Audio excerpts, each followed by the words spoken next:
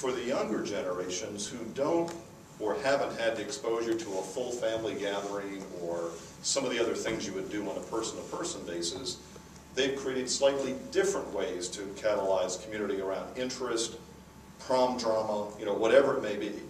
So I just wanted to say it's interesting because the web has rarely shown us yet, creating new outcomes that humans didn't automatically want to do before, but it does create that issue.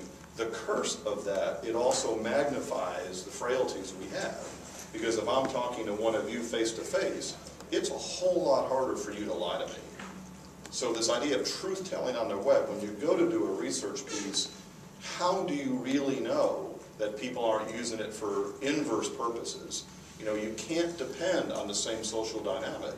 And we did a piece of research at Steelcase, which is a big wake-up call to me in the mid-'80s, and their R&D had proven without a doubt that when you're face-to-face with somebody, the grimace you make, how you shift in your chair, even the sweat and the smell are all subtle cues that humans pick up on as another way to communicate. When you do it with web enablement, it strips out 90% of the tacit things you do to communicate. So it's harder for you to know if somebody's lying to you on the web. So the cultural thing's the opposite. So if you've got a pen pal, which is the way I grew up, you actually wrote a physical letter, you mailed it to somebody offshore, they wrote you an answer back, there was a pretty good odds that it was a real person.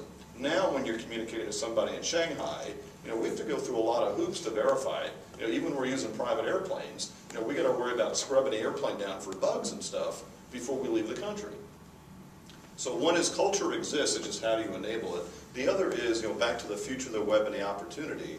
If you get people's permission and you actually show the users there's value in them sharing their information, we have found evidence they tend to tell the truth more often, which means the communication and the community and things you do together is more valuable because now you have the same kind of a bond that likely you had if you met that person in person.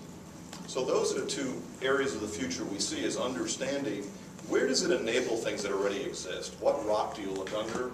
Not does the internet create a new way to do a new kind of human dynamic. We just haven't seen much of that.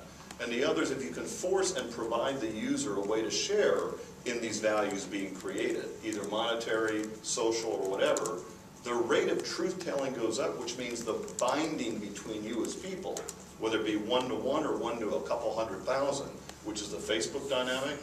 So social networking has actually been going on since the caveman. It's just the internet enables it in a different way.